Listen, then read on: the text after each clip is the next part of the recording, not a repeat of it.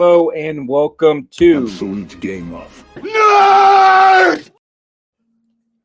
Your non-geek, non-nerd hosts, JP and Rohan. And with us today, we have a self-proclaimed nerd.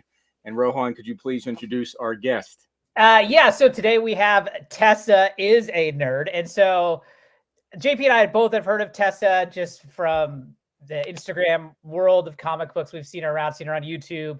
But we actually met Tessa when we all met up in Connecticut, and she was there. We met and hung out with her one night. So afterwards, of course, I was like, "Hey, we got to have you on." So Tessa, welcome. Thanks for joining us today. Thank you, and my condolences for having to deal with me in person. Most people don't have to do that, so thank you for putting up with me. Oh no, it's fine. We were all having some drinks. I'm sure it was all great. Yeah. Awesome. Well, thanks for coming on. And, we always start these interviews with the same question. So let's start it with you is what is your origin story? And we want to take it way back to whenever it started. I always feel bad when people ask me this question because I don't have a big cool origin story. It's no connection to anybody. I always liked comic book related things when I was younger. When I was a kid, my dad loved Batman 66 and I had a crush on Robin as a kid. So I was all in on that. Robin from the 66 Batman? Oh. Yes, absolutely. Yeah. Burt Ward. Yeah. All right. You got a thing for guys in tights? Maybe. I mean, so I loved that show. And I loved Teen Titans and everything like that, like George Perez, Marv Wolfman. That was really something that got me so invested. But when I was younger, I wasn't supposed to read comics because they're for boys. So when I was a kid, I couldn't really read them. But when I was a teenager and I started getting my own money, then I started just getting stuff at antique stores and flea markets. My first book I was reading was Robin Year One, which I feel matched with that. But I was reading a lot of New Teen Titans and Flash and stuff just because that happened to be at the antique stores I was in. And then when I first started going to shops, unfortunately, I would get a lot of is this for your husband? Is this for your father? And you just said you were a teenager, right? that doesn't stop people, dude. I just went more specifically the husband part. I was like, oh well, yeah, that happened more as I got older. When I started going to real shops, though, I was more wait, so then just real quick, I want to think. So also, I should actually, I made fun of you a little bit, but when I think back, I feel like all of us probably crushed on Catwoman from the 66 Batman. Yeah. So, but what I was going to say, so you did the antique store thing. Were there no actual shops where you grew up then? Well, before I could drive myself, I couldn't go to comic shops because, that's for boys. But my mom used to go to antique stores and stuff. So I would go around and find a box and I'd be like, can I have $1? Because I filled your gas tank for you because my mom used to hate filling her gas tank. So I would fill it up for her and I'd be like, can I have $1 so I could go buy 2 comics? And that would work out pretty well. And then when I was in my early 20s and I started finding shops near me because there was one in a mall I knew of before I knew there were so many comic shops. And unfortunately, that's where I used to get a lot of either creepy or just kind of rude situations with a lot of dudes. I'd have people just following me around the store or just awkwardly trying to touch me, just my arms and shoulders and stuff, just finding excuses to physically touch me. I didn't know you were real. There's a real girl in a comic shop. Hey, sorry. Sorry. I thought you were a figure. Yeah. It's just a sad thing that in this hobby, we've had a handful of females on the show, and they all have some experience of this relationship. It's God.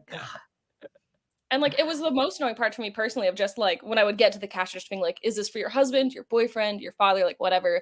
And it was just first off, even if it was cool, you have a customer giving you money. Why are you trying to just stop that? Even if this was a present for my boyfriend, that should still be sick. I'm so happy that this is what you're getting him. It was always very weird to me that was a strange degree of separation. But then I found a shop that I really liked, obviously, and I'm glad I did because I don't know how long I would have stayed in this situation. And that's the shop I'm still tied to. And most of the staff is a very big mix of people. More women go to that store because it's very comfortable. And that's really nice. We have a lot of the staff there is mostly, I want to say mostly minorities or 50-50. There's a lot of queer, people of color, women. So it's a much more eclectic gang than the usual, all the other shops near me that are we have 6 other shops. So all the cool people come to us. So. So let me ask, and so you never had necessarily a break from comics at any point. You kind of straight through since once you got into it. Yeah. I mean, I've wanted to be more into it, but you know, especially when I was like in my young 20s and stuff, I didn't really have a lot of money, and comics can obviously get expensive. But yeah, I've definitely like not been as into it as I've wanted to at times, but I've never stepped away.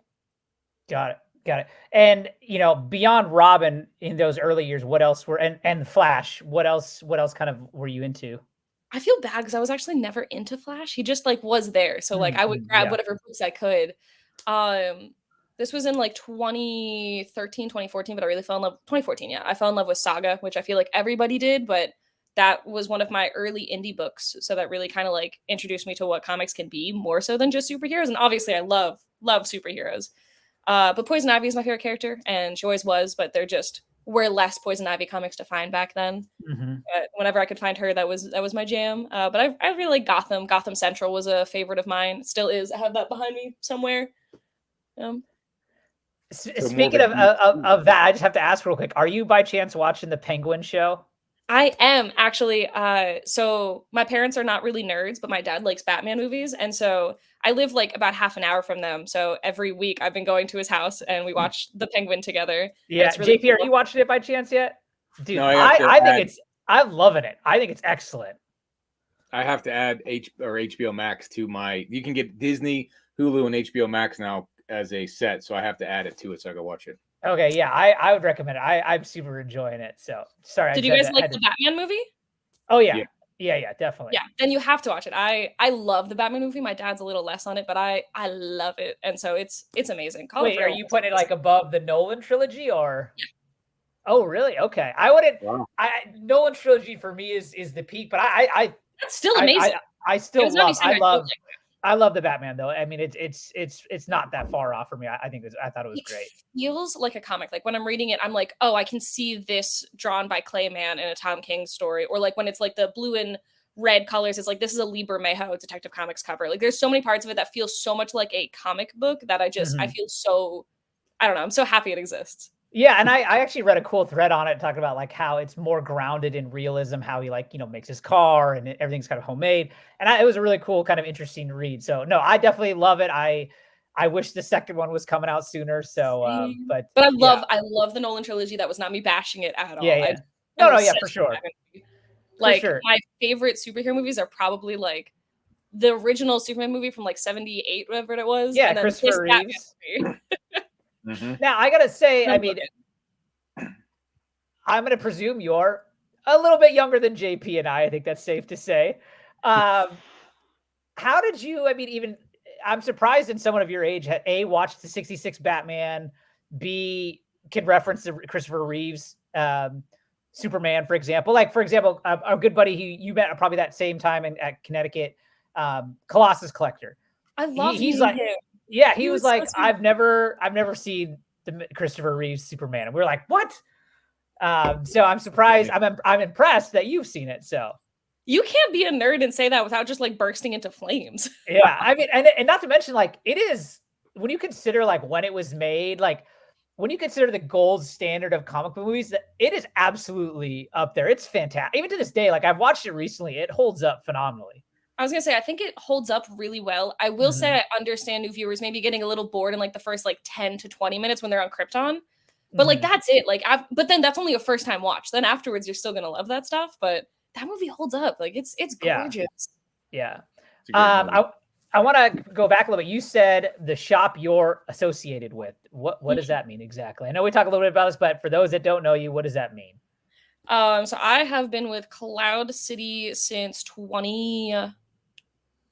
either late 2014 or early 2015. I forget now, actually. So I've been with them for a decade now, which is awesome. The place is great. There is 3 locations.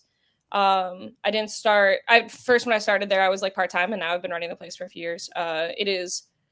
It's pretty great. I'm a little biased, but yeah, we have 3 locations right now. We are working on getting a big comic site up and going. We're trying to be like My Comic Shop, but better, which I'm really excited for. I've wanted that forever because there's not a lot of places to buy back issues online, right? Like you're just going on eBay. There's not a lot of good actual like comic websites for it. Like there's Mile High that looks like it's still from 1998. They seem great, but their website is just very dated. Antiquated. Yeah. It's wild. Yeah. So that's like the big project right now. And the the website guy who works in our warehouse literally made his own code for this. He's very smart. I can't understand him. And so I'm super excited. We are getting like first 8 titles in this month. So that's the thing I'm like super hyped for. Now, is this website to like sell new books that are like coming out, like if you subscribe to a run, like it would just mail order through that site kind of thing? Is that what you're talking about? We're doing back issues first, so like older stuff. So like we're starting uploading like all of our Detective Comics, Action Comics, Ultimate. Okay, I got you. Okay, I was thinking that when you said you're getting your, okay, that makes sense. Okay, we will be doing that. We just kind of had to choose which thing to do first, and I decided to do the old stuff first. So, but we will definitely be doing that. I'm very excited for that too. Can you further explain when you said you're now running the place? What exactly does that all entail? It means I sit in a warehouse most every day and I stare at a computer screen and make numbers go burr.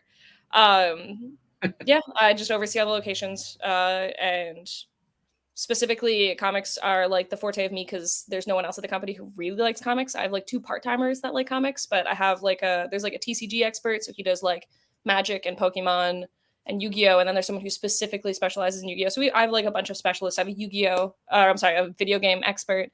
And she cleans consoles and buys expensive stuff. So we have like everything segmented.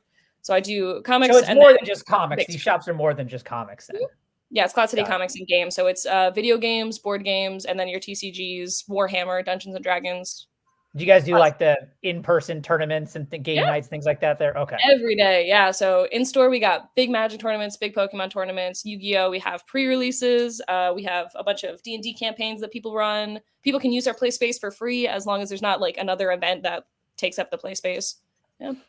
We have our one location has 97 like seating. So we have literally events with like 100 people at that location. Oh, very cool. There's one near me. I don't really have a comic shop near me. It's like there is one close, but I don't go there very often. But there's like a gamers store, and they have a back room where people play the games you're talking about, and then they have like another back room that's my son had his birthday party in, and we had like 15 kids playing Minecraft in the room. Yeah, it was pretty cool. You know, but I think that's what keeps those stores alive. Comics. I think the gaming is bigger than what the comics are. At least that's my interpretation. But you would know better by being at the store. So I just think that brings more people in from what it seems. Every time I go into this shop in Pittsburgh, there's always guys playing Magic or something until 8 o'clock at night until they're kicking them out. You know, so. Yeah, there's a couple gamer stores by me, and it's wild. Like you go in there, it's packed all day. Like it's definitely seems like a spot to be for that. You also mentioned, I remember in Connecticut, you were talking about you also do a lot of cleaning and pressing. Is that for personal, or is that an actual part of the business? Yeah, I have a few clients. I specialize in like silver and gold stuff. I've a stack I'm returning to my favorite client, but I totally didn't say that. And it has a Fantastic Four 3 like Batman like 10 or something. He's doing like a whole Golden Age Batman run. So like every time I give him a stack back, it's amazing. So it's always like literally I've cleaned his like X-Men 1, his Fantastic Four 1, his Batman 2, like all this stuff. And whenever I'm handing him back this stack of like really crazy, amazing, important books, he also always has like a few random like bronze books that aren't worth anything, but he really likes them, or just like a Lois Lane book that he likes. And it's clearly just someone who really loves books. Like it's like, yeah, here this book is, I don't know, $10,000, and this book is $5, and you just wanted them both cleaned because you love them both. And I think that's so adorable. He's my favorite. So you only do pressing for just a certain number of people. It's not like a public business that's open to everyone then. Yeah, unfortunately, I just don't have enough time right now. Eventually, when there is another comic person, I will open it up again. But I used to just take in everything, but now I'm too busy with other stuff with the company. It's something I would love to branch out into more because I like it, but unfortunately, I've only so much time and so many priorities I have to focus on. So yeah, and so one thing I'm curious about, and you know, I've actually been wanting to ask. I always like to ask this to anyone that is involved with the shop. I always hear like we now deal with a lot of dealers that are online only, whether it be Instagram claim sales, YouTube claim sales, blah, blah, blah. I know more of them than I know actual brick and mortar stores. But when I talk to them, they all say the one thing about a brick and mortar is there's always a chance someone can walk in with a collection on a daily basis, or at least a regular basis. Just because, I mean, people they want comics to get rid of. They look up, oh, there's a comic store, I'm going to go there, right? When you're online, you don't necessarily have that factor. You got to go and find your kind of inventory. My question is, how often are you seeing collections? I'm just very curious about that kind of frequency. Are you talking about specifically comics or just in general? Let's just talk comics in general Okay. for this. So comics, I probably buy like a collection of comics 3, 4, 5 times a week. Ah, wow. Okay. Sometimes it's multiple times a day. That's what I kind of try to do just for my own time's sake. The other day though, I will very occasionally, this is usually from like Tessa as a nerd as a contact point, not or the business, but I will drive small distances. So I drove like an hour and a half, 2 hours to New Jersey the other day to buy a collection, and I somehow crammed 29 boxes into my car. And post about that, I think maybe. No, that was much smaller. Oh, okay, that's when I saw that. Okay, unless you follow me on like TikTok or something, but yeah, no. that went. I don't have TikTok at all. I'm too old for that. They don't allow people our age on it. I forget about it for months at a time. Right. Same. But yeah, like I had like boxes balancing on like headrests. Like it was insane. It was packed to the brim. It was not safe. But yeah, as far as getting collections in, so I always say that my favorite part of my job is when some grandma comes in and she's just getting rid of stuff, and I get to tell her, "Hey, I'm gonna give you $5,000 for this." That's always the best feeling. The worst feeling is always, I know this is your prized possession. I'm so sorry. I don't want to insult you with an offer. Like it's always junk, but it feels awful to say. But Yeah.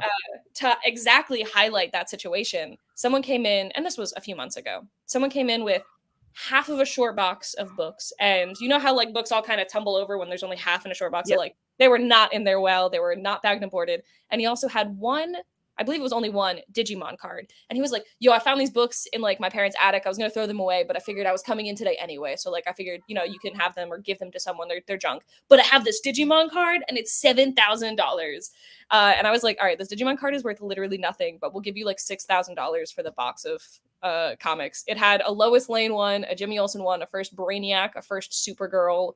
It had just like a bunch of like 50s Superman stuff. And it was just, yeah, this is garbage. This is really expensive. And it was like absolutely opposite, my guy.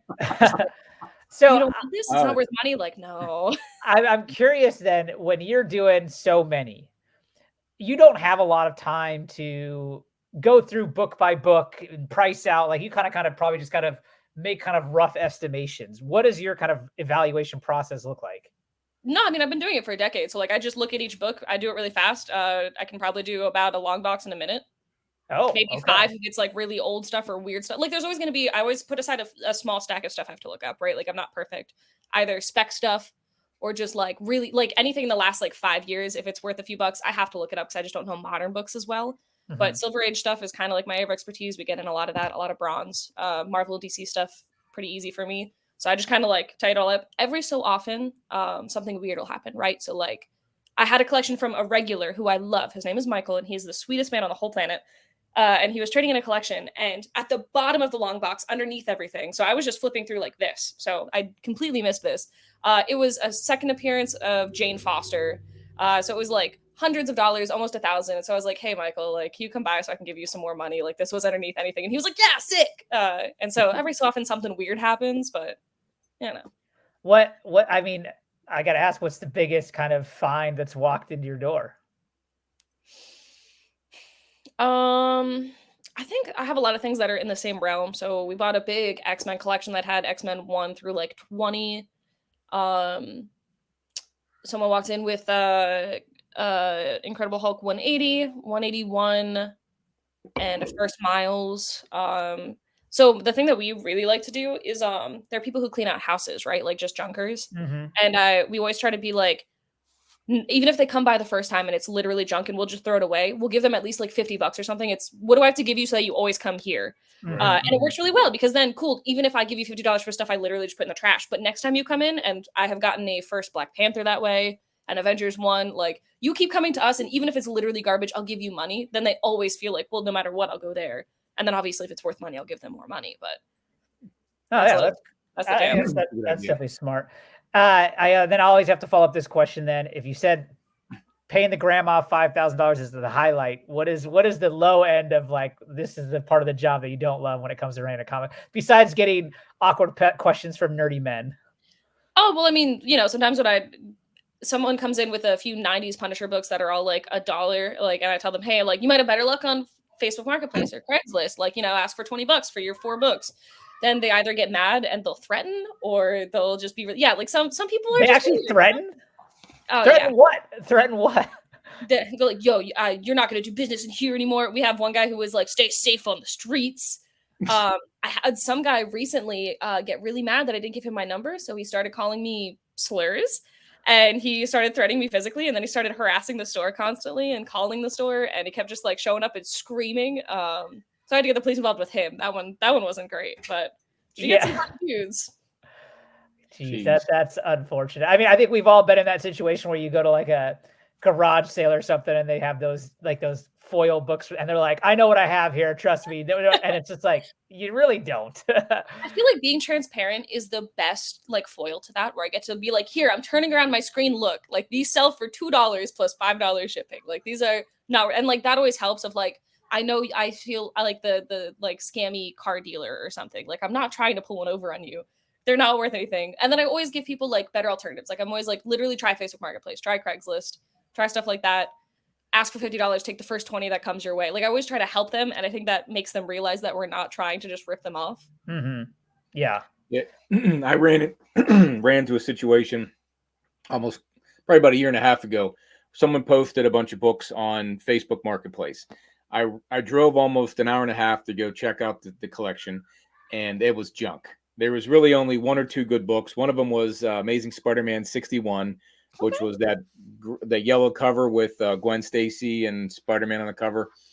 And it was in bad condition. I think I gave like $30 or $50 for what I had. I said, listen, I don't want these 4 boxes full of books.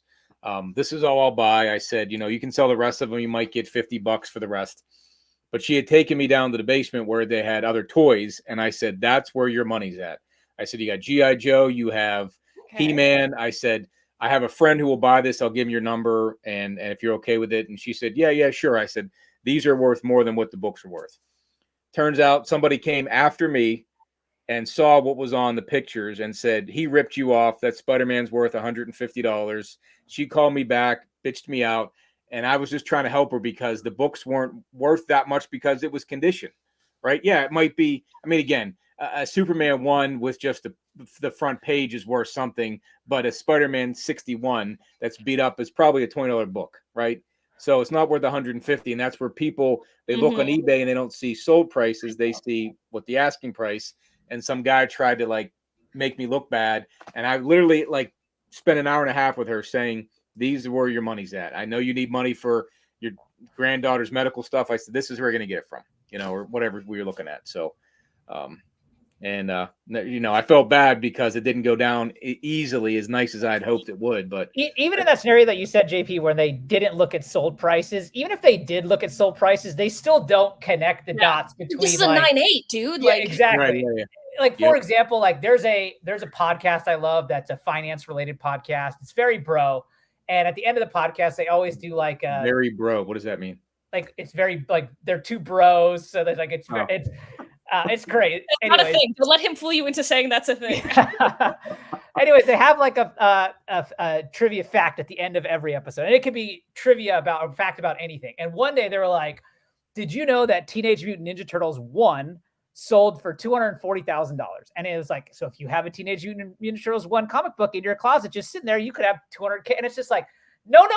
That's, you have no, like that's first, second, third print. That's condition. Like you can't just say that. Like, that's not how it works. It's like exactly what you're saying. Like people don't realize, they just see this, or like there's that video of, you seen that like guy in like the Middle East who like opens his vault right after like that Superman 1, which was an 8.0, the second highest graded ever, sold for $5.3 million.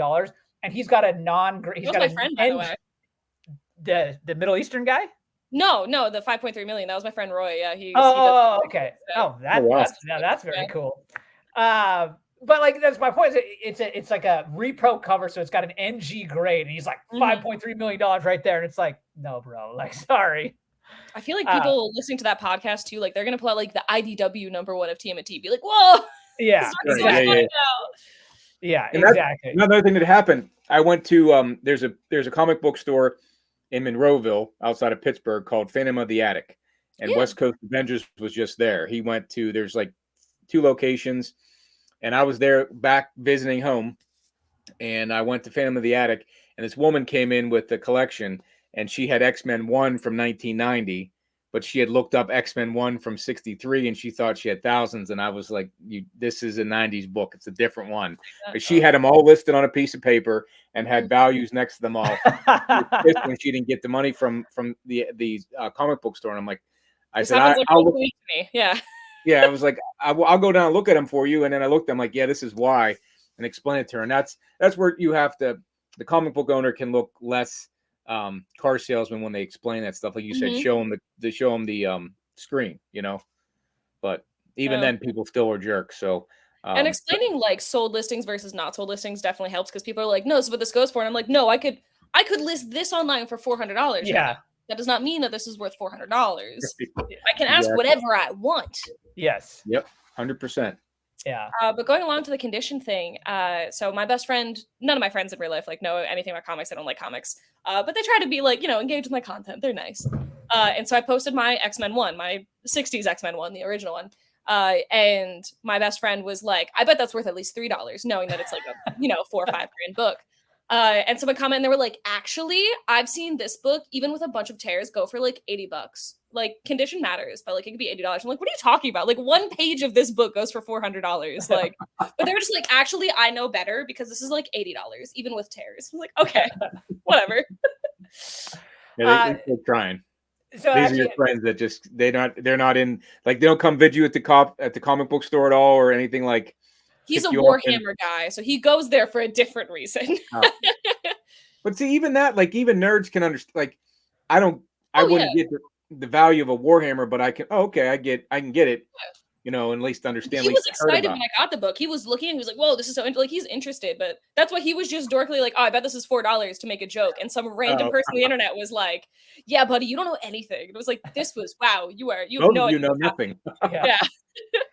So Tessa, that actually kind of is a perfect bridge into what I was going to ask about next is your collecting side of things. So you got an X-Men 1, so that kind of tells a little bit of something. So what is it that you're into collecting these days? I really like silver books. I'm working on the entire X-Men run from 1 through 141. This is extremely dorky, but why 141 and not 142? It's part 2 of Days of Future Past. I know. I'm very aware. And I will definitely be grabbing some books after 141. Like, I have some random ones, like I First Gambit and stuff. But so originally it was called The X-Men, and after 141 it changes to The Uncanny X-Men. It's the title change. It's really dorky, but then I'll have every issue of I think that actually makes sense. Okay, now that I mean I knew that, but I never put that together. That actually makes sense. So now you could say I have the entire X-Men run. It's like I'll have a smattering afterwards. So I definitely will have 142. I think I already have it, but like the goal is to have all of the 141 to be like that's the entire X-Men run. Now, will you do the reprints with that too, like the 67 to 93? Yeah. Okay. Yeah, I don't know. I like them. Those are actually most of the ones I'm missing, honestly. But I kind of focused on a lot of the more expensive stuff. Like the only more expensive book I'm missing is the first issue of specifically the X-Men run, not Giant Size, but the first one with Claremont. I think it's 94. Yeah, 94. And it's not that expensive. Like, it's expensive for paper, I get it, but like comparatively to a lot of books in that run, like it's still only a few $100s. I feel with when you say how many collections are coming in and the type of books you guys get there, I feel like that's got to be coming in at some point soon. Oh yeah, I just prioritize getting the early stuff first. So I have every issue from 1 to 70 something for sure, and then it's a little spattering after that. So I get all I'm sorry. Go ahead, Finn. Oh, go ahead. Whenever a collection comes in, are these are you buying for the store and then you pull what you want and buy it from the store, or how does that work? Or is that all one? You know what I mean? Pretty much. I mean, I get stuff not from the store as well. Like the X-Men 1 was not from the store. I get a lot. I buy stuff for the store and then pick through and price everything. So I'm the one who processes every comic in the store. It's people kind of know that Silver Age keys might go to me before it goes to the store. I try to make sure the store gets lots of cool stuff. I have I have 5 copies of First Poison Ivy because she's my favorite character. So I have a problem where I feel like that when you make your favorite character, I think that makes sense. I have my nicest one actually literally right here because I was just filming something with it. But yeah, so just have this book all the time because I just keep finding it and I keep getting it cheap. And what am I gonna do? Say no? I can't. You can give them out as Christmas presents. Then you got so many. I've given them as gifts. There you go. I like silver bat rogues. I have a lot of I have almost a full Aquaman run. Working on a lot of Aquaman. You don't hear anyone talk about Aquaman anymore. exactly why I grabbed it. I was like, this is easy. There's like 4 expensive books. There's the first one, first Black Manta, first Mara. So like I grabbed them and easy, hard to find weirdly, but not expensive. Nobody grabs it. Yeah, I just grabbed silver everything. I have a whole Silver Surfer run next to me. Yeah. Nice. Books are so then cool. are you a run collector then?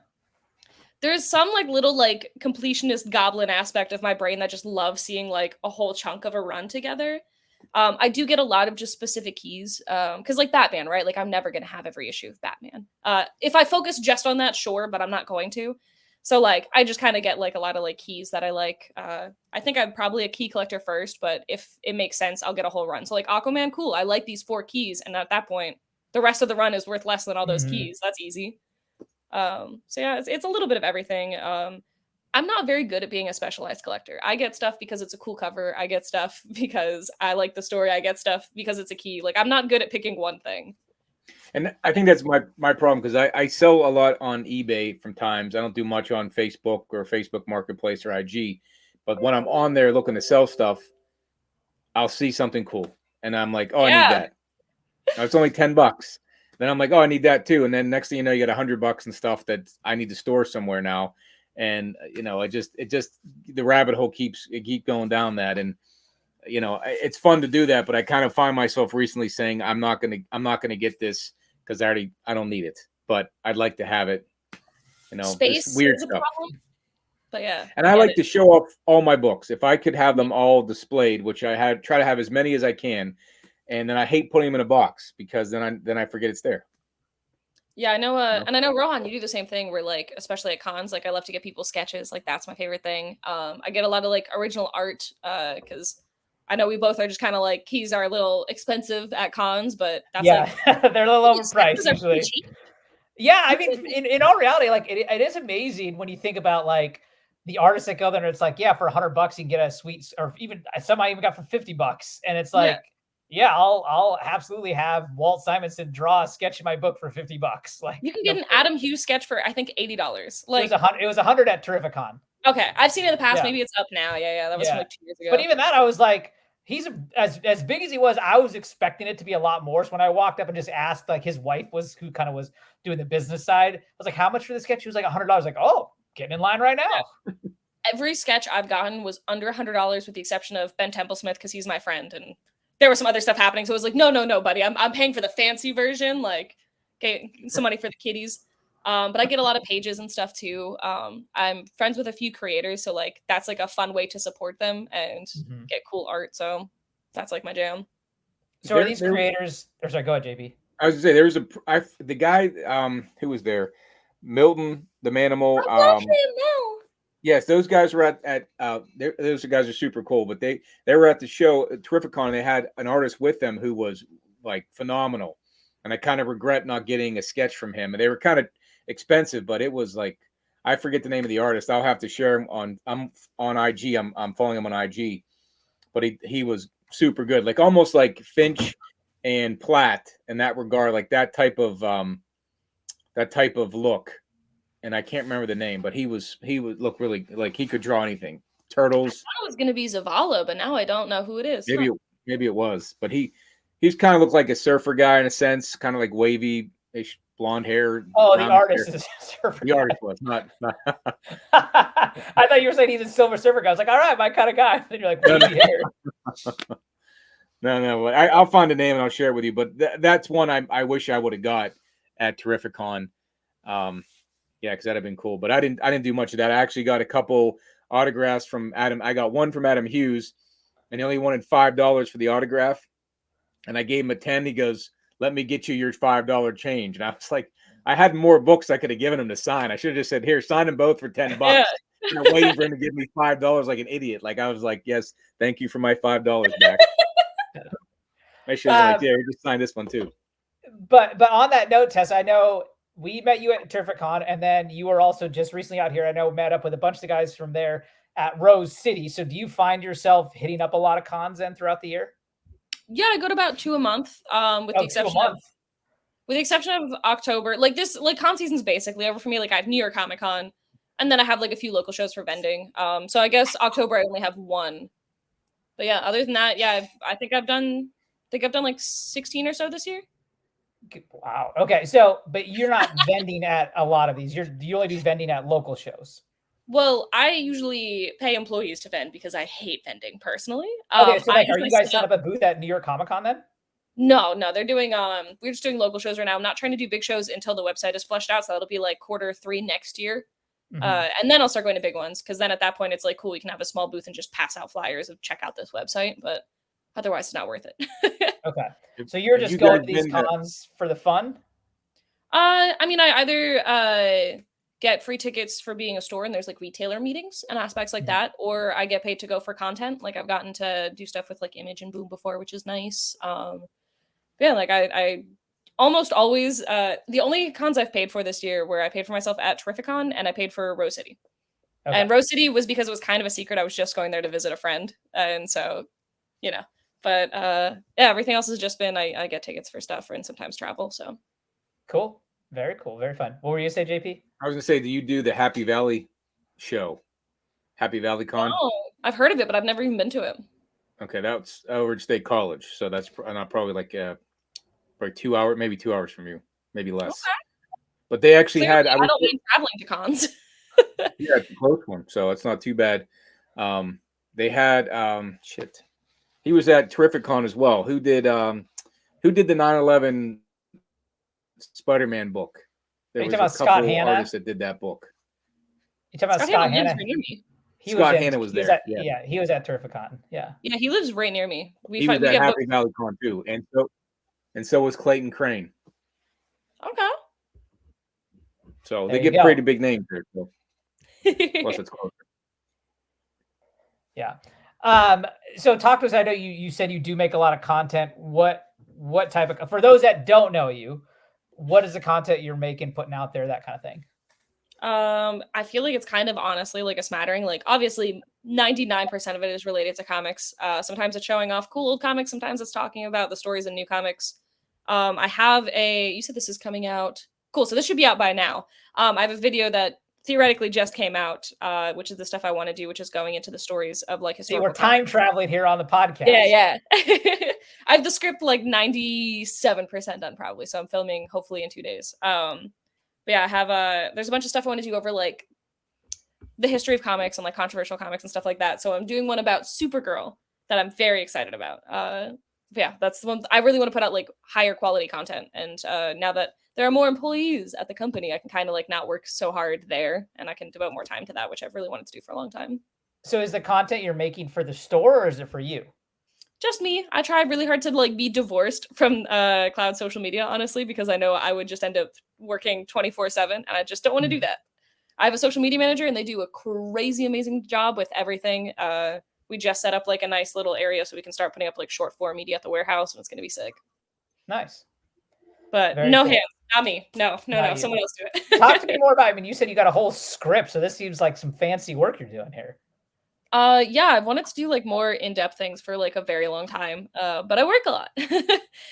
But thankfully I've started to work less in the last like few months and I've been able to like channel more energy into that. So like there's one that I'm working on right now that is X Factor 35 or something like that, when Multiple Man absorbs his own baby. That's like a super graphic, crazy story. And then there's Supergirl, to spoil the main content of the video that's about to come out. Supergirl basically sleeps with a horse. Exactly. What is this? JP's gonna get buy it on eBay as soon as we get off here. Yeah. I mean, yeah, Action Comics 311 and Adventure Comics like 373, I think. Yeah, like Silver Age stuff, early shenanigans. But it's ridiculous. And there's obviously like the Hank beating his wife in the Avengers. And that's actually a really good story. I read it so I could write a script on it and start working on it. And John Byrne is a really good writer. It holds up really well. It's a very like engaging story. Yeah, there's a lot of stuff like that. I mean, I've heard of some controversial stories, but not sleeping with a horse. And yeah, I didn't know that. It's okay. They're in love. It's fine. Maybe did the horse have superpowers? Yeah, it's the super horse. It's Comet. Oh, okay. I mean, don't say okay like it's normal and fine then. I'm just saying maybe there's Yeah, you spend a lot of hours with somebody. Things happen. Like this He's is just how already life riding on works. his back. So- Exactly. Yeah, I mean, so we I'm just turn it sorry. around. That's all. Yeah. That's funny. Oh. I never heard of that. I at the antique store I go to now, it had switch ownership, and in between when I went there with the old owner, he always had weird books in there. Like there's a issue of I think it's Action Comics where there's pink kryptonite that turns Superman gay. Yeah. Turns him gay? Yeah. Yeah. I mean, it's not as pronounced in the book from what I gathered. I kind of leafed now. through it, but I was like, I didn't really see it in there. But that's what he said. The pink kryptonite turned him gay, and we had Now weird it's shit very like that. canon. I think Morrison has gone off and done some silly stories with that, but yeah. Yeah, that stuff. And then I mean, that I figured he would have had the horse one. He would have told me about that one. So I would have that's crazy. So The See, you reason can go we in now, hate it, JP, no and one you can talks teach about him. it. Yes. yeah, he didn't have it. He didn't have any Silver Age Supergirl. Maybe he does. Yeah, literally the Nah, reason I want to Maybe speak maybe that's specifically in that one. maybe that he keeps that for his personal collection, perhaps. Well, Bro. he's not there anymore. He took all the good stuff and left. So.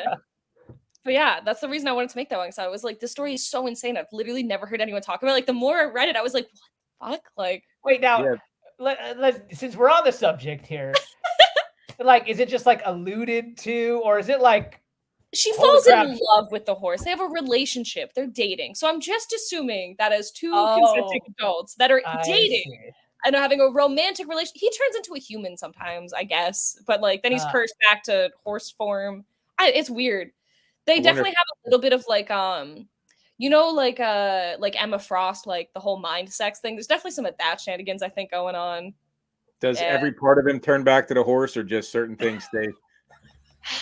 I don't think that he's ever been human while they've been together. So she's been I dealing wonder with if all he horse stays human, parts. then some things stay horse, and then JV, we all know what you're getting at. We don't No, need I think it's only horse that she's like really into. Oh. Yeah. That's interesting. Because he was a I don't know if it was a human. I think it was an alien planet. So like the same way like Supergirl's not human, but like looks like a human. And then he got cursed into being a horse, basically, because he's from a different planet. Because of course he is. Comics are silly. So he's a human on the inside, so it's okay. Well, that makes more Tessa, sense. That was almost if you need a guest co-host on that episode, JP's more than willing to do it. Oh yeah, JP, I need all of your horse intercourse knowledge. Like Yeah. I don't know what to do without this. I need to phone a friend. Yeah. I tell you what's weird about that. Well, that's all weird. But remember, in Wonder Woman '84, she was projecting who the guy Steve was with somebody else. Remember, and that was kind of a messed up scene. The beginning of this movie. You only saw the okay. If you watch the rest of it, it was where she was projecting somehow who the guy was and like almost forcing herself on this guy, almost like the Nightwing story where Nightwing was assaulted. Tarantula, yeah. You know? So it was in Wonder Woman '84, and people bashed that for that part of it. So, but yeah, I guess DC Comics are just kind of weird. Marvel doesn't do that shit. Yeah, of course not. Yeah, again, remember the Multiple Man eating his own son? Oh, that's right about that. That's another one I didn't know about either. So. How about Miracle Man? Have you been Miracle Man #9, the childbirth scene? I haven't. I know that it's a controversial issue, but I haven't read it. Yeah, if you get that, it's not that expensive to get, and it is quite graphic. The scene that they put on paper it's just the childbirthing scene is all that you're talking about that happens in it. Yeah, I mean it says on the cover graphic, like childbirth scene or graphic adults only, and it's it looks just like a kid being born. I mean it's like very well drawn. So and they do it from the angle that you see what you need to see or not need to see. There's an issue of the Spectre. I think it's like late. It might be 80s. It might be 80s. I thought it was 70s. But I think it's 80s. But a woman is having sex with an invisible man, basically, or a specter of some kind. So you just see like a woman having sex, but by herself with a partner that you can't see, kind of thing. Yeah. Someone had a lot of fun making that book. The Key Collector, the app should have a list of like racy, it's like 100 best Silver Age keys and then 100 best absurd sex scenes or something like that. Hire me to make your controversial comics list. I got you. I've got a good list. She's got a script. It's almost like Disney. Disney always has those innuendos in their cartoons. So like sounds like DC and Marvel are kind of slipping these things in there. I mean, there's an issue of the new X-Men, the one with like Emma Frost on the cover, I believe, the like purple background from the Morrison run, or pink, excuse me, where the dude hid the word sex in the comic as many times as he could. And I think it was like 37 times or something like that. But you look in the background, it'll just say like sex on a book, and it's just like hidden and as many times as he could in like 30 pages.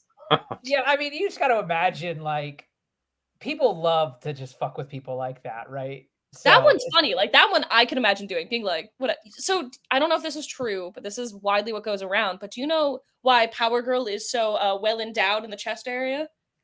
I just assumed. I read the story, but I forget reason why. But I just always assumed for guys. Yeah, for good reason.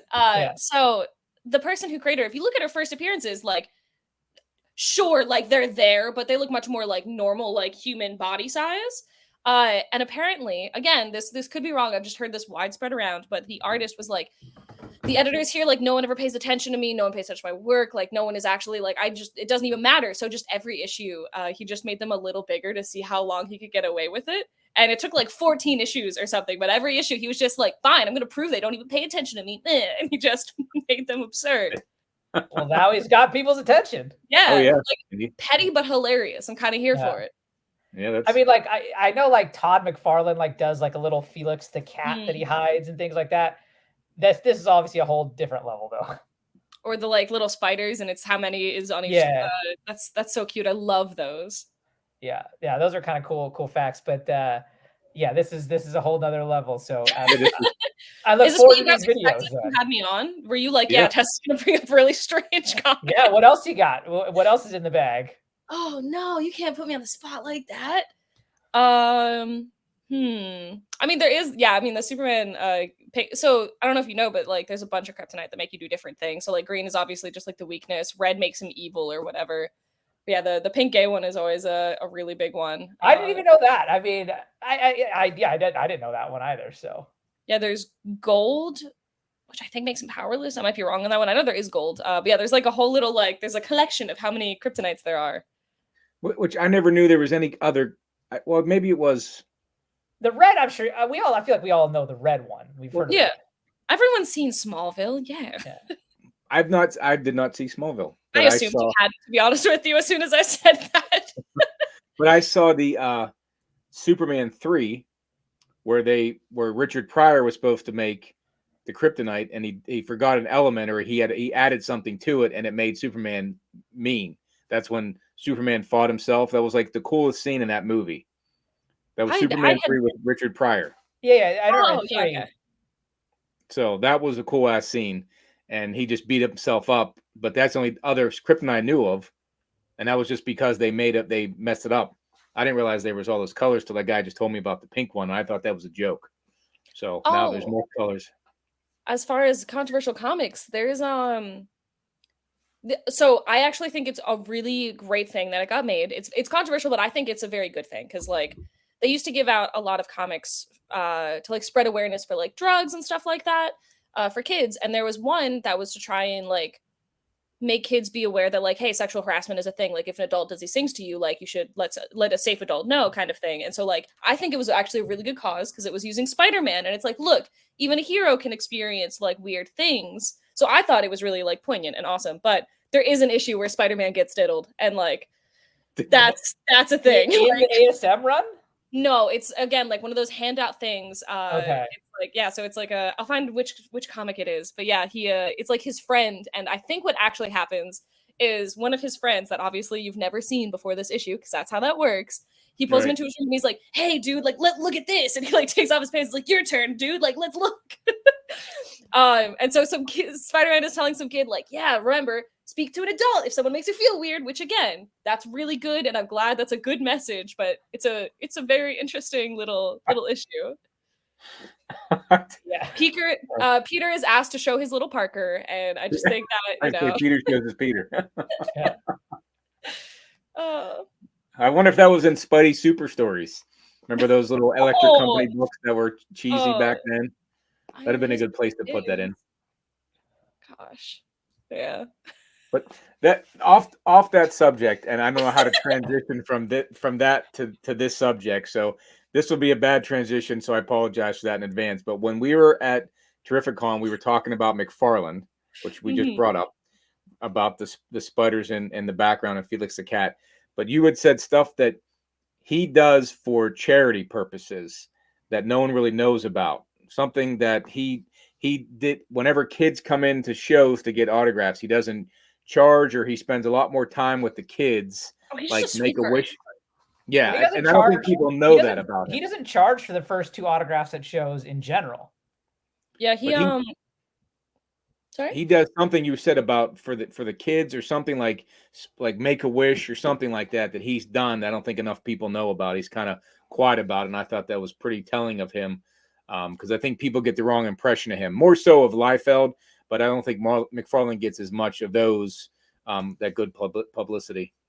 Well, I've hung out with both of them in person, Todd McFarlane multiple times, and I can say that Liefeld kind of seemed not great. Maybe he is, and it was just like not a good interaction. But McFarlane, That's not the first person to say that. yeah. That. But I mean, hey, maybe it was a rough day. Cons are stressful. I'm no one. It's cool.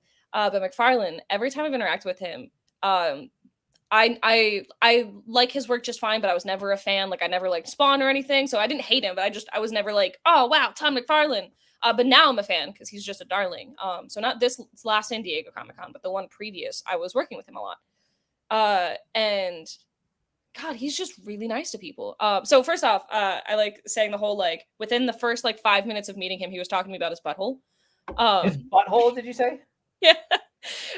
So he's known for sitting down and just signing books for hours, like 15 hours. Like he'll just sit there and he'll just sign stuff and not get up. And so we were like, how the hell do you do that, man? Like, how do you not need like some water or to pee? Like, what's wrong? Like, how do you just sit there all day, all the time? Like, he just does it all the time and just never moves. Like, he just grinds.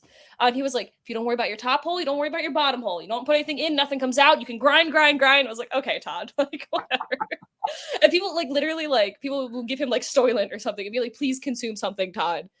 But the nice kid stuff, so I was helping him out with a signing, and people kept trying to line up like an hour before the signing, and the people who worked at the image booth had to keep being like, hey, I'm so sorry, like you can start lining up an hour, you can't line up now because San Diego Comic Con is tight. And they were like, you'll block the aisles, like I'm so sorry, we can't do it, like just come around an hour. No one can do it early, like you won't be ahead in line, like just whatever. And so they kept pushing people away. And then there was, I don't know what it was, but some kind of like special needs, like kid, like early teen, probably wearing a Spawn shirt. And he was clearly just so excited to see Tom McFarlane. He like, you could see the excitement in his face. He was beside himself. He could barely speak. He was stuttering like crazy. And his father, handler, I don't know who the relationship was, but the kid was so excited. He's like, oh my God, it's Tom McFarlane. He's like just losing his mind. And the people are starting to come over to tell him to go away. And the dad was just like, I'm sorry, he's just really excited, Todd's his hero. And the people are like, I'm so sorry, like come back in an hour. But Todd's like, no, wait. And he like pulls him over, and the kid is like just sitting there almost in tears, like he can't function. He's so excited to talk to Todd McFarlane. And Todd just he's like, grab me a board, so I give him a comic board, and he just starts sketching Spawn for him. And the kid's just like loses his mind. He's like, hey, wow, thank you so much, whatever. And he gives him this sketch that he just like did right in front of him. And he just says like have a great con, like it was so great meeting you or whatever. And the kid is just like tears are going down his face as he's away, like holding this Todd McFarlane original sketch made just for him, just because. And it was just really sweet. And then the kid like walked away or whatever. But it was just he didn't have to do that. Like it's so out of way. It was like no, let him come over, and he just did that. And it was just, you're so cool, man. I think that's awesome. That's where famous people have a power they don't understand, and that's to make other people happy.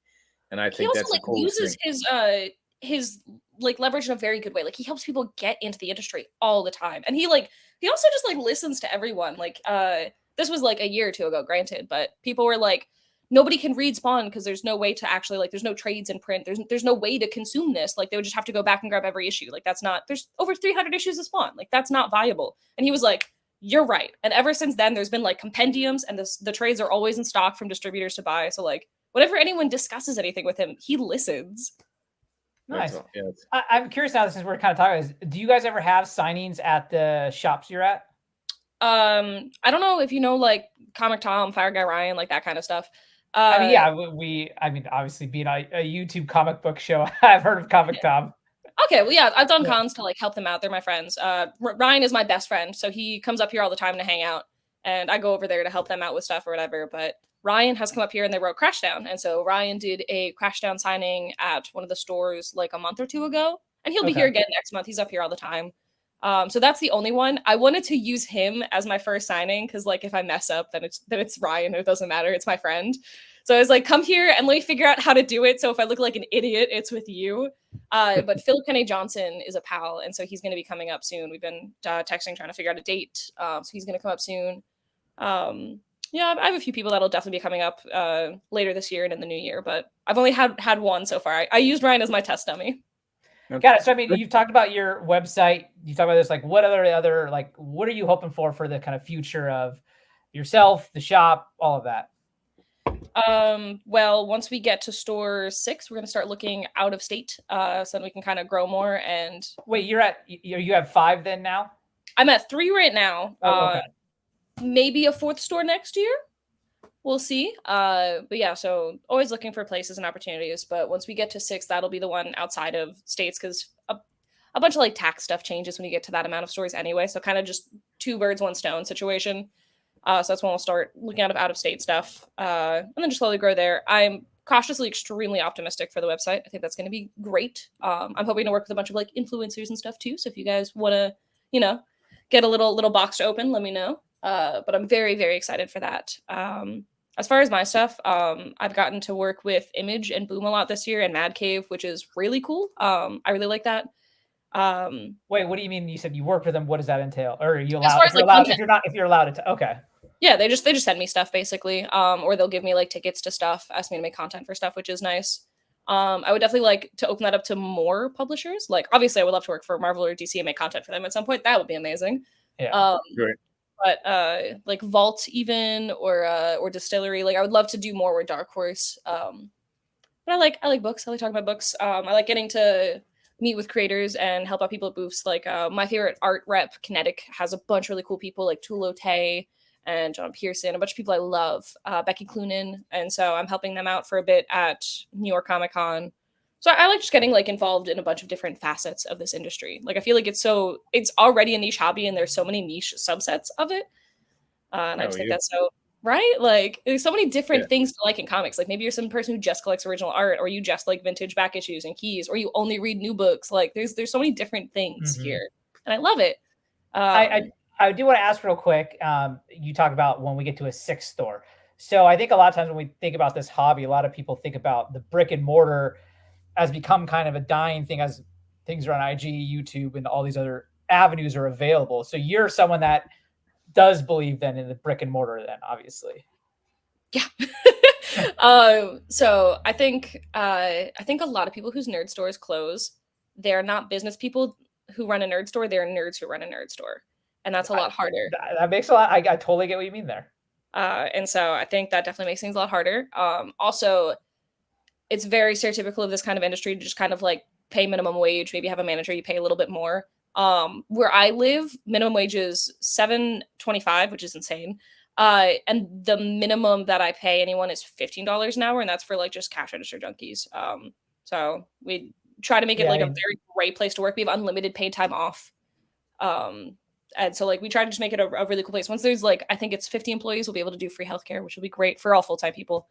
So like we try to make it like a really good place to work. And hey, like the better you treat your employees, the more they want to stay and work harder for you. And the more harder they work for you, the more money you can pay them. And then the faster you can open up more stores. Like, it works pretty well. Yep. There's a lot of things about this industry though, where I feel like your stereotypical brick and mortar is, if it's succeeding, it's typically very community driven, right? Like they have like they probably know your name and they know all their subs, and maybe they have a book club and they have staff picks. And I'm always scared of losing that more community driven aspect as we grow, but we do a lot of things to kind of like force it to stay. So like for the holidays, we do like 21 days of like small businesses or 12 days, excuse me, of small businesses. And so it's like, hey, if you bring in a receipt from any of these small businesses, like you get a discount or whatever. So like we keep trying to like still support a larger community even as we grow. And that's something that's like, I feel like a really hard balance, but that's something that's important to me. So what is the span of the stores that you have now? Where are they all located at? All in the same city within, you know what I mean? Like, are they close within proximity, an hour? So yeah, they're all about, and so for people listening, one is in a place called Stroudsburg, which is in nowhere. And there's one in Easton, which is close to New Jersey, and then there's one in the Lehigh Valley Mall, which is in like Allentown. So Allentown and Palmer are 30 minutes from each other. Kind of depends on time of day. Could be 15 minutes, could be 45. Usually like, half an hour from each other. And then Stroudsburg is about 20 to 30 minutes from the Eastern location and like an hour from the Lehigh location. So it's a little triangle. You said you sit in a warehouse all day. Is that a separate location then? Yeah. That is like, okay. And then when collections come in, let's just say to one of the stores, are you the one that, do you drive to like, are you the collection, like to evaluate and all that stuff? Or Yeah. So if it's, if they think it is just like bulk, if they're just like, hey, this is a short box of like junk stuff, we do have like, anyone can look at like a list and be like, all right, cool. That's, this much for this many books. If you think it's just junk, or if it's like, just a small handful of stuff that's not worth my time driving out for, someone can look up or they can video call me, or if they walk in without an appointment. But we do have like appointments that work way better. I can schedule everything out. But yeah, anything high end is going to be me. Anything that's a lot of quantity is going to be me. If I'm nearby, it's just going to be me anyway. But yeah. And that's one thing I was just thinking. The reason I was asking the location is because you talked about community and trying to keep everything the same in regard to the experience. Like Walmart, McDonald's want to have every time you walk into a store, you know what you're going to get, what kind of service you're going to get, you think, and the cost. So if you're in a different state or far enough away, you may not be able to get the same community aspect that you have, because some communities are much tighter than others. Mm-hmm. And so, yeah, no, I think that might be the tough part as you expand out, but, trying to keep that same feel, but I think that's if that can be pulled off, that's huge. So definitely.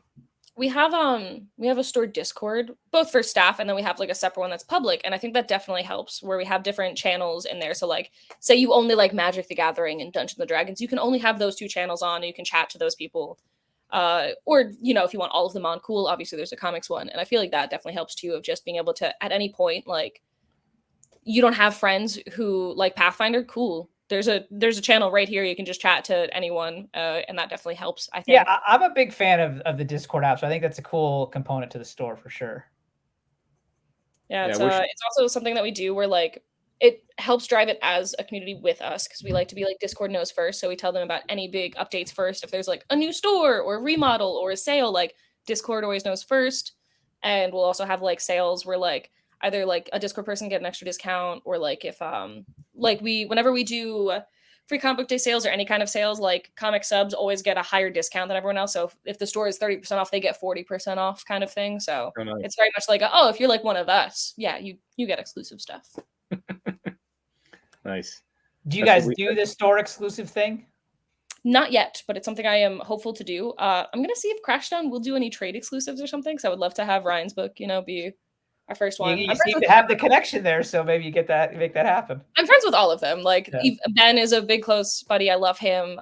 Tom is a bud. So like everyone on that team, like I'm close with. But if not, like it was something that I was just waiting for the website, because then like it won't just be people who come to the store, because it's not just a comic store. It's also games, and like you have to order. For most companies, you have to order like 3,000. For some smaller companies, you can order less, but still like selling like 500 copies of an IDW book is a lot of copies. So yeah, that's why a website is like, cool. Like if it's, especially since you can often get just whatever artist you want on it, as long as you have a connection, you can just ask them. I have a lot of cool artist friends. Like I'm friends with Martin Simmons. He makes sick covers. Like I have a bunch of areas that I can do of just, cool. I can get whoever I want and then sell it on a website. And I know it's going to be great because I love this artist. Sick. Yeah. Much more broad reaching there. Yep. I am curious real quick, we can kind of start to wind down here. Your Tessa is a nerd. We've been talking about comic books, but your store has all this other stuff. Do you yourself wade into the waters of those other hobbies? Oh yeah. So I play Dungeons and Dragons typically once a week. It's more like Dungeons and Dragons. It's more like a horror game. I love board games. Horror or horror, did you say? Horror, like scary. Okay, I was like, wait a minute now. A lot of sex jokes in the campaign, so come see, come saw. I love board games. I try to have board game nights whenever I'm home on weekends, which is not often, but I love board games. I love video games. We have both vintage ones and new ones, all about that. I like Magic and Pokemon. I don't play as much since the pandemic, but I do love them. I don't really do Yu-Gi-Oh! But Warhammer is I actually don't even know what Yu-Gi-Oh! Is, so. It was a card game that came out like the same time as Pokemon, basically. But I think Pokemon is cool, and I'm not really into Yu-Gi-Oh. But a lot of people like it, so cool. Yeah, so I like pretty much everything in the store, except I don't really have any feelings towards Yu-Gi-Oh. But in general, like we also, again, since I like supporting small businesses, that's part of being a small business and a community-driven aspect. We have specifically local creator books that are just like small print stuff from local people we keep in stock. But then we also have like, so Dungeons and Dragons is a tabletop role-playing game. People just make different ones of those, and sometimes it's crazy and like you're just making a playlist and that makes like a haunted radio station, or there's one called This Discord Has Ghosts in It. Like there's so many, and so we have like a whole like little section of just like really indie TTRPGs, and so we try to do stuff like that where like we can keep contributing to small artists. Very cool. Very cool. Awesome. Well, Tessa, this has been a pleasure having you on. Before we go, why don't you tell anyone who may not know, where do they find you? Where are your stores? All that, anything you want to share there? If for some reason you listen to this and you were like, dang, I need more of that, then maybe take a nap. And then if you still decide to afterwards, I'm on YouTube.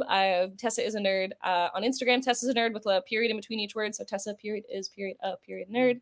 I'm on TikTok. I'm on Threads. Yeah, and then if you want to follow my store too, it's Cloud City Games. You can check them out on Instagram. Right on. Awesome. Thanks for coming on. Thanks for coming on. It was good hanging out at Terrificon, and hopefully we'll be seeing you again soon here at the next con, whether it be Heroes Con. We were going to go there. That's going to be trying to be our next year's big meetup con is Heroes Con. Heroes Con is the best convention I've ever been to. As long as you actually like comics, best convention. We kind of like comics, so. And maybe go to like MegaCon or something. Yeah. But I appreciate it. Remember, everyone, always believe in yourself. Right, Rohan? That's JP's tagline. But yeah, but it's true. You should believe in yourself. We'll see y'all in the next episode. Bye, Peace out.